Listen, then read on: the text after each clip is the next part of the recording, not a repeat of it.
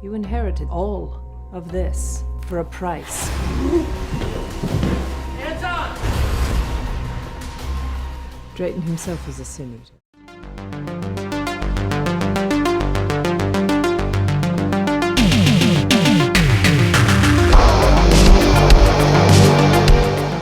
Director Justin Denton brings us Curse of the Sin Eater.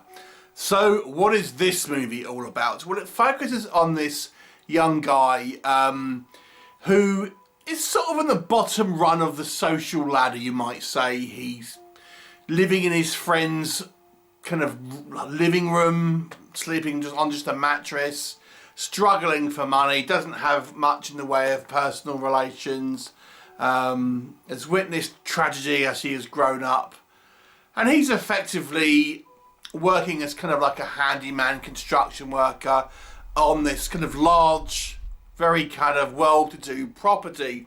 And he happens across the owner of this property, this rich guy, who makes him a strange proposition. This rich guy says effectively he's about to die, but he has no heir or anything. So if this young man agrees to eat a meal off his corpse once he is dead, he will inherit everything that this old man has. His wealth, his property, everything. So he agrees, and he finds out that he's actually agreed to a little more than he expected, as he has agreed to be a sin eater, which was an actual practice that used to happen in many moons ago, where rich people will effectively, trick poorer people into effectively accepting all of the sins that they have done in life, so they can trot off to heaven with a kind of clean conscience and effectively all of their sins wiped from their kind of resume, I guess, and thus getting into heaven with a kind of a clean sheet, whilst this poorer person gets all the material wealth but also takes on all of the sins as if they did it themselves. Now, what will happen? You will have to watch the movie and find out. So let's discuss what works with this movie's favour. So I think this is an interesting premise. We've seen similar films. I was struck with something along the lines of like Night of the Demon, where we have someone who has inherited like a curse, and when they realise what it is, they kind of obviously try to kind of get rid of it before, in this case, they go insane or their time is up. So it's an interesting kind of premise. I say not entirely original, but certainly you haven't seen too many permutations of it, and so this one is quite interesting because it is based on an actual practice that used to actually kind of happen. So people believe this once upon a time, and I think what helps this movie greatly is some good visuals as well that kind of go hand in hand. So what happens is when this guy takes on these sins, he's literally tormented by the ghosts that this previous guy has effectively caused. For example, the old man, we find out he killed his wife, and her ghost is now haunting our protagonist, but also any other people who have used the kind of this method of sin eating.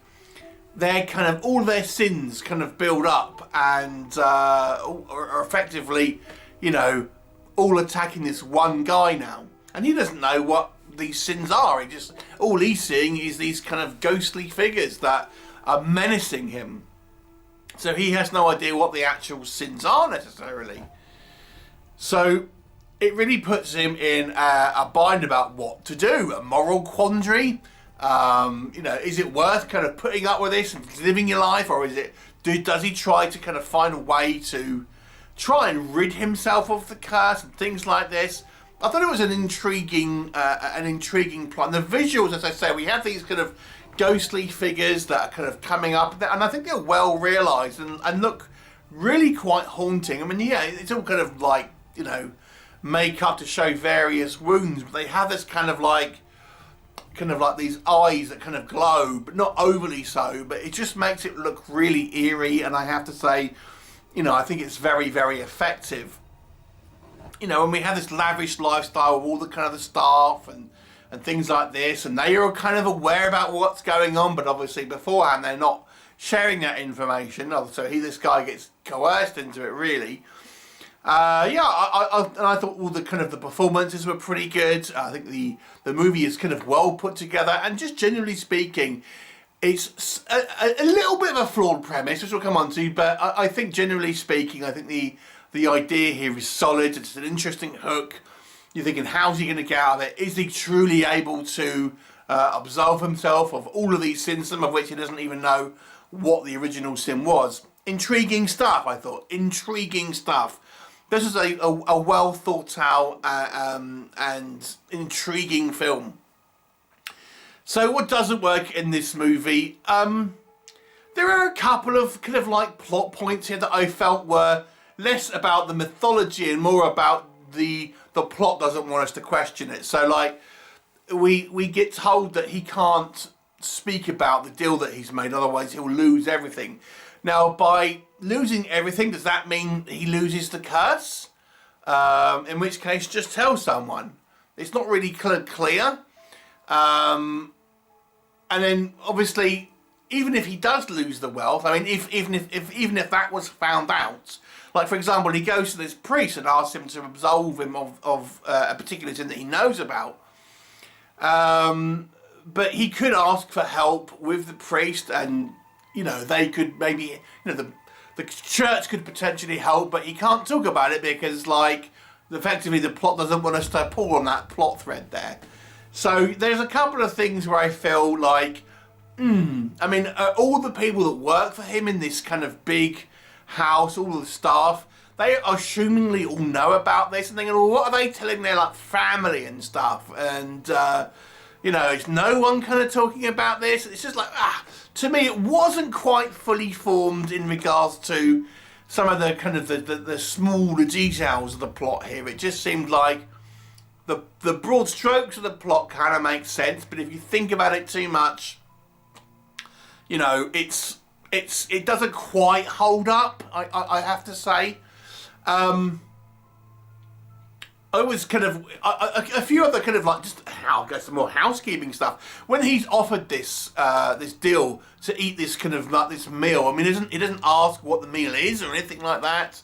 Could he choose? Again, minor point, but you know, that's what I would have done. It is one of these films where you feel like, what would you do in this kind of situation and that sort of thing, and how would you handle it? And then I have to say the ending as well, it's one of these films that has to have this little kind of kicker at the end.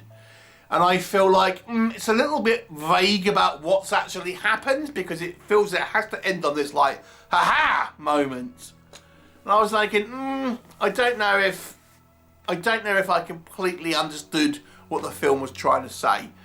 And then we get this kind of like this relationship between this guy and his kind of main member of staff, this woman, and she kind of genuinely seems to quite care for him, but they've only really just kind of met, and I'm thinking, well, didn't she have the same care for the previous guy? So there's a few things here that I just felt were a little bit underdeveloped. However, overall, this movie is an enthralling, intriguing, and very quite satisfying movie, with a plot that will really make you think, what would you do in this situation? And visually speaking, I do think it delivers on some quite striking visuals as well. I'll give this movie a 7 out of 10. Have you seen it? What did you think of it? Please leave me a comment and I'll look forward to seeing you next time.